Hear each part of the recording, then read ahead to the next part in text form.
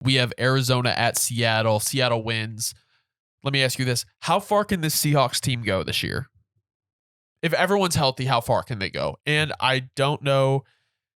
This is live on the show, but Uchenna Nwosu is going to miss the rest of the year for surgery. Okay, that is tough. Torn pec. That's really tough. I think that actually kind of to an extent is going to further what I'm going to say right here. Okay. I just wanted to give you that before. Yeah. I think they could win a playoff game. Okay. But I don't think let's be realistic. I think it would take a very, very crazy turn of events for anything to go further than that. No shot they win the West, even though they're only one game behind. That's the thing. There's you know what? Maybe. But I think no matter what, winning a playoff game, no matter whether it was the wild card round or the divisional, it's like there's no way they're going to move past that because I just think they're too young of a team. Okay. It's kind of like, you know what I mean? It's like minus Gino. They're really young. They're really young. You know, you guys get the veteran experience at quarterback. It's just, the Seahawks, I don't think they got a lot of good stuff, but when you combine in the weight of like, with Gino going toe to toe with another guy that he's probably going toe to toe against, it's going to be really tough. And the Seahawks it's the youth. It's the youth. When the youth shows up in the playoffs a lot of the time, and I feel like the Seahawks will be a prime case of that. Like, it's really hard to get a group of really young guys to go be more mature in the moment and ready to show up to play that game. Especially if they're not where they're playing home field advantage. It's like, which probably is not going to be the case. Yeah, it's going to be a tough situation for them to go do anything further than first round. I think it's nice, though, because like I think Gino has played exactly how you'd expect him to play. And I think the contract they gave him is like perfect for what he is. And I really like the Seahawks. If only more teams understood it that way. Right. You'd think. And like with DK Metcalf out, like I think JSN, Bobo, Lockett, like Fant even played well. And like that's what the Seahawks are, in my opinion.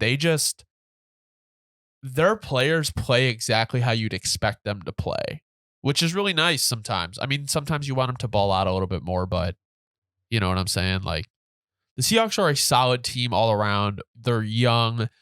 Their defensive young guys make plays, Witherspoon making plays and everything like that. But, you know, going over to the Cardinals, I think the story is the same with them every week. They play every team hard, but I think Josh Dobbs is starting to deteriorate in his level of play. Like, I think sometimes like the bad mistakes, like sometimes he just takes sacks that are just like, dude, just throw the ball away. Like, dude was running backwards, like nonstop. Like, you're getting sacked, like throw the ball.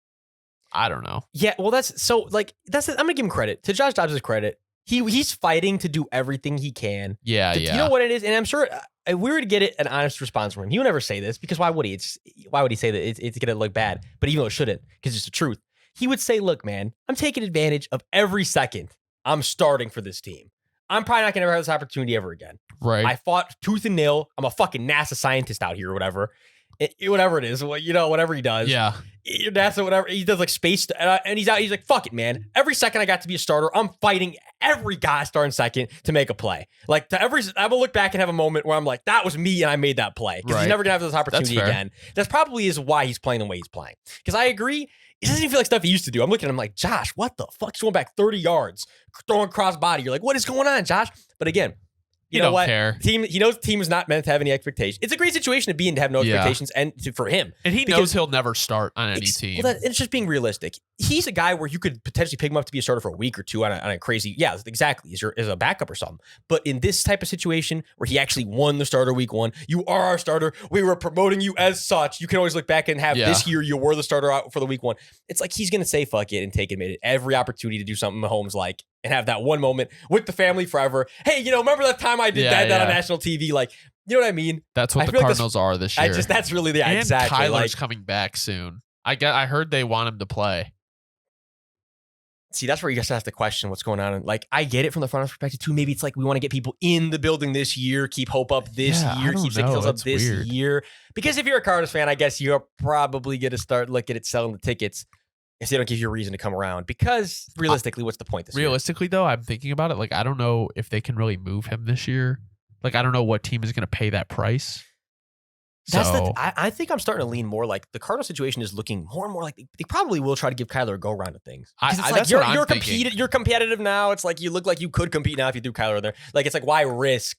Almost, 'cause it's like we thought there could be so much more behind the line, like losing by like 30 points consistently and shit. Where it's like, Yeah, well, they're not. you're gonna have time to throw a guy and have him develop.